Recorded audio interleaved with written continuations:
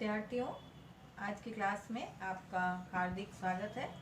जैसा कि कल मैं आपको बता रही थी कि प्रेमचंद स्त्रियों के शिक्षित होने के पक्षधर थे, पर्दा प्रथा के घोर विरोधी थे और उनकी मान्यता थी कि स्त्रियां पूर्ण रूप से शिक्षित हों, लेकिन वह अधिकार शिक्षित होने का उनका तात्पर्य था कि यदि वे शिक्षित हैं तो उनको अधिकारों का ज्ञान होगा और अधिकारों में कानूनी अधिकारों का भी ज्ञान प्राप्त होगा। लेकिन वो अधिकार उनका हिंसा और विध्वंस में उसका प्रयोग ना करते हुए वो सृष्टि और पालन में उनका प्रयोग करें, क्योंकि नारी का मूलभूत गुण या मूलभूत स्वभाव सृष्टि की संरचना है, सृष्टि का पालन करना है, अपना जो दायित्व है गृहस्थ धर्म का निर्वहन करे। और उनके नौकरी शिक्षा प्राप्त नारी के भी नौकरी करने के वे पक्षधर नहीं थे, जैसा हमने कल देखा था। और अगर आवश्यकता पड़ती है, यदि घर की आर्थिक स्थिति कमजोर है, तो वह घर से बाहर निकलकर नौकरी करे, पुरुष के साथ कंधे से कंधा मिलाकर अपना सहयोग प्रदान करे। आज जो हम पाश्चात्य सभ्यता और संस्कृति को अंधानुकरण कर रहे हैं, आग बंद करके अपना रहे हैं, उसके वो विरोधी थे। वो कहते थे कि हमें उसके औचित्य अनौचित्य की चर्चा करें, उसमें क्या खामियां हैं, क्या कमियां हैं, क्या दोष हैं, उन पर पहले सोचें, विचारें, दृष्टिपात करें, तब उन कमियों को दृष्टिपात करते हुए उनके गुणों को अपनाएं, अवगुणों को वहीं छोड़ दें। जैसे कि आज की नारी शिक्षा प्राप्त करके स्वतंत्र होने के साथ साथ कहीं कहीं जो स्वच्छंद आचरण कर रही है, वह स्वच्छंद आचरण उसके व्यक्तित्व में विकास में सहायक ना होकर बाधक ही सिद्ध होगा, क्योंकि यह हमारी भारतीय संस्कृति में कहीं भी इसका कोई वो नहीं है कि स्त्री को स्त्री सुलभ अपने विचारों को, स्त्री सुलभ अपने गुणों को कहीं भी छोड़ना नहीं चाहिए। वो कहते थे कि संस्कृतियों का आदान प्रदान हो।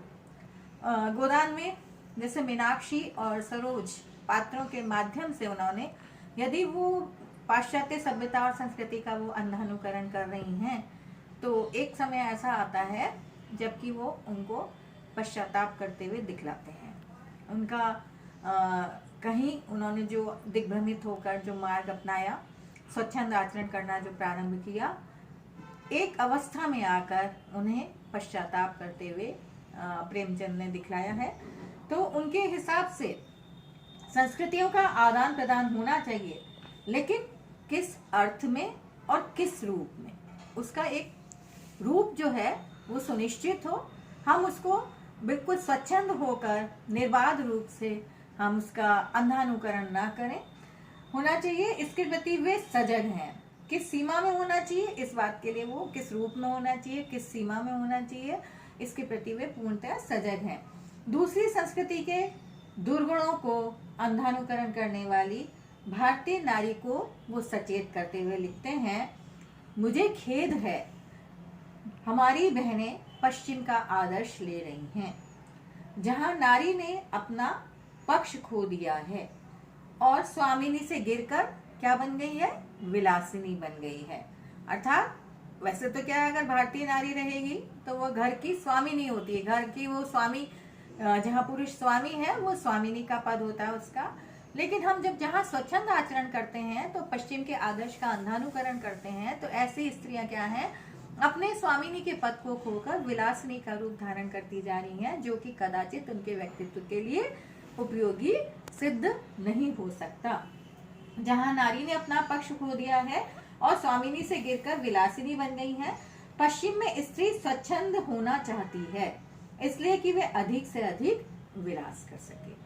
क्यों स्वच्छंद होना चाहती है? क्योंकि वहाँ की जो सांस्कृतिक विशेषताएं हैं वो हमारी भारतीय संस्कृति से पूर्णतः भिन्न है। वहाँ आप देखते हैं, बच्चा शुरू से ही पैदा होता है और 8-10 साल का होता है, तब से ही वह स्वतंत्र अपना जीविकोपार्जन करने लगता है।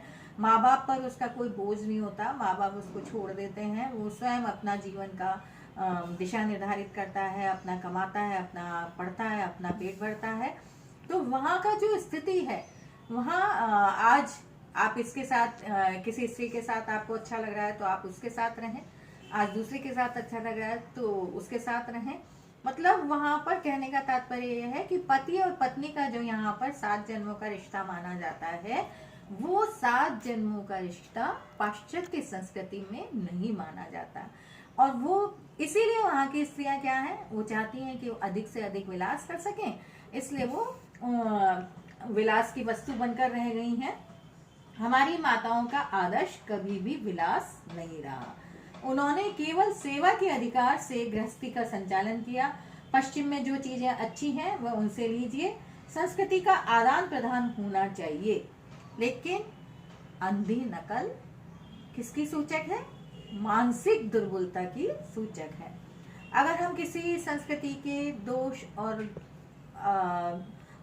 गुणों का सम्यक रूप से मूल्यांकन नहीं कर पाते, अंधभक्त होकर उसको हम अपनाते हैं, उसके उचित और अनुचित पर दृष्टिपात नहीं कर पाते, तो ये क्या है? हमारे मानसिक दौर्बल्य का या मानसिक दुर्बलता का परिचायक होगा, मानसिक दुर्बलता की सूचक होगी।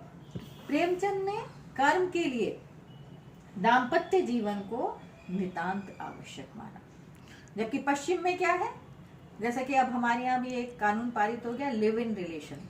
लिव इन में जो रहना चाहता है, मतलब कि आज आपको ये व्यक्ति अच्छा लग रहा है तो आप उसके साथ रह लें, आज आपका मन भर गया तो आप उसको छोड़ दूसरे के साथ चले जाएं। तो ये स्थिति यहाँ भारत में तो अभी अभी महानगरों में पहुंची है, लेकिन पाश्चात्य देशों में ये पहले से चली आ रही है। उन्होंने कर्म के लिए कभी दाम्पत्य जीवन को आवश्यक माना ही नहीं। वहां विवाह जैसी संस्था जो है वो कभी भी ऐसा अपना मौलिक स्वरूप जो था, हमारे यहाँ जो उसका संस्था का स्वरूप है, वो वहां पर पाश्चात्य देशों में विवाह नाम की संस्था का नहीं है। इसलिए उन्होंने दाम्पत्य जीवन को कभी आवश्यक नहीं माना। लेकिन प्रेमचंद की मान्यता में कर्म के लिए दाम्पत्य जीवन नितांत आवश्यक है। प्रतिज्ञा एक उनका उपन्यास में है, उसमें वो प्रोफेसर दीनानाथ के माध्यम से कहते हैं, मैंने कभी अविवाहित जीवन को आदर्श नहीं समझा। वह आदर्श हो ही नहीं सकता। कैसे होगा वो आदर्श? क्योंकि वो अस्वाभाविक वस्तु है। अगर विवाह नहीं करते और हम ऐसे ही इधर उधर अपना कभी इसके साथ कभी उसके साथ अगर रहते हैं, तो वो स्वाभाविक स्थिति नहीं रह पाएगी। उससे हमें क्या है? तनाव मिलेगा, डिप्रेशन होगा, हमें दुख की त्रासदी को झेलना पड़ेगा। और जब हम एक के साथ जन्म जन्म का बंधन रखते हैं, तो कहीं ना कहीं हमें उसका परिणाम अच्छा भोगना पड़ता है। हो सकता है आपको क्षणिक दुखों का सामना करना पड़े, आपको शुरू में लगे कि इसमें क्या रखा है, इसको छोड़कर पश्चिम की संस्कृति। और यही कारण है कि आज की स्त्रियां इस तरह की संस्कृति को अपना रही हैं, उसकी कमियों को नहीं देख रही कि बाद में उसके दुष्परिणाम क्या होते हैं। तलाक हो जाता है, फिर दूसरे से शादी करते हैं। कोई जरूरी नहीं है कि दूसरा पुरुष जो है पहले पुरुष से अच्छा मिले, और हो सकता है उससे भी बुरा मिले। तो जो हमारी सांस्कृतिक विशेषताएं हैं, उन सांस्कृतिक विशेषताओं का तो हमें ध्यान रखना ही होगा, उनको तो अपनाना होगा ही। वो कहते हैं कि अविवाहित जीवन को आदर्श नहीं समझा, वह आदर्श हो ही नहीं सकता, क्योंकि अस्वाभाविक वस्तु कभी आदर्श नहीं हो सकती। वैवाहिक जीवन की सफलता के लिए वर वधु में तप, त्याग, सेवा, सत्कार सबका समान महत्व है। क्या कहते हैं वो? जैसा मैंने पहले कहा, स्त्री और पुरुष के समान अधिकारों की उन्होंने सिफारिश किया। इसी तरह से जैसे हमारे यहाँ पहले 14वीं शती में, 16वीं शती में, मुगल काल में क्या कहते थे कि सब चीजें, सारी अपेक्षाएं स्त्री से की जाती थी। लेकिन गांधी जी ने, स्वामी दयानंद सरस्वती ने, विवेकानंद ने और साहित्य के क्षेत्र में प्रेमचंद जैसे अनेक साहित्यकारों ने स्त्री और पुरुष के समान अधिकारों की अनुशंसा करते हुए कहते हैं, वर और वधु, ना कि वधु का ही दायित्व नहीं है कि वो ही गृहस्थी को निभाए। दायित्व क्या है? दोनों का समान रूप से दायित्व है कि वो गृहस्थी का सफलतापूर्वक संचालन करें। दोनों में तप हो, एक दूसरे के प्रति विश्वास हो, त्याग की भावना हो, तप हो, त्याग हो, सहिष्णुता हो, सहानुभूति हो, संवेदना हो, प्यार हो, ममता हो, करुणा हो, एक दूसरे के प्रति संवेदनशील नहीं होंगे तो क्या होगा? उसका परिणाम अच्छा नहीं होगा। तो वो कहते हैं कि वर वधु में तप, त्याग, सेवा, सत्कार और साथ में सेवा की भावना। और ये सेवा की भावना जैसे कुछ आज की पुरानी सोच वाले व्यक्ति जो हैं, जो मानसिक संकीर्णता की संकीर्ण मानसिकता के जो दास हैं, वो आज भी 17वीं शताब्दी में जीते हैं और वो सोचते हैं कि सारी अपेक्षा स्त्री से ही करते हैं कि स्त्री है तो दबना ही है। अरे क्यों दबना है? जब पढ़ी लिखी है, बराबर से कमा के ला रही है, तो क्यों दबेगी वो? क्यों? मैं ये नहीं कहती कि वो उच्छृंखल आचरण करे, वह स्वच्छंद रूप से आचार विचार करे, जहां उसको जैसा है एडजस्टमेंट करना चाहिए, लेकिन ये अपेक्षा की जाए कि वो ही हर समय दबेगी, तो ये कदाचित न्याय संगत नहीं होगा। वर और वधु दोनों एक दूसरे का परस्पर न्याय रखें, परस्पर एक दूसरे पे अन्योन्याश्रित संबंध रखें। केवल स्त्री से अपेक्षा करना भी उसके प्रति बहुत बड़ा अन्याय होगा। वो कहते हैं प्रेमचंद ने नारी और पुरुष में समानता की बात नहीं कही। वो कहते हैं, गोदान में मेहता के माध्यम से कहते हैं, नारी पुरुष से उतनी ही श्रेष्ठ है जितना प्रकाश अंधकार से। आप सोचिए, जहां मुगल काल की या 17वीं शती की सोच है कि स्त्री दबेगी, स्त्री पैर की जूती है, स्त्री को विलास की वस्तु है, स्त्री दासी है, भोग्या है, तो वो भोग्या नहीं है, वो उपभोग की वस्तु नहीं है।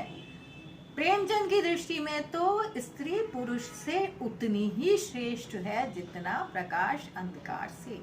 तो आप सोचिए, उस जमाने में 1936 से भी पहले प्रेमचंद के विचार कितने आधुनिक विचार थे, कितने अत्याधुनिक विचारों का उनका वो था।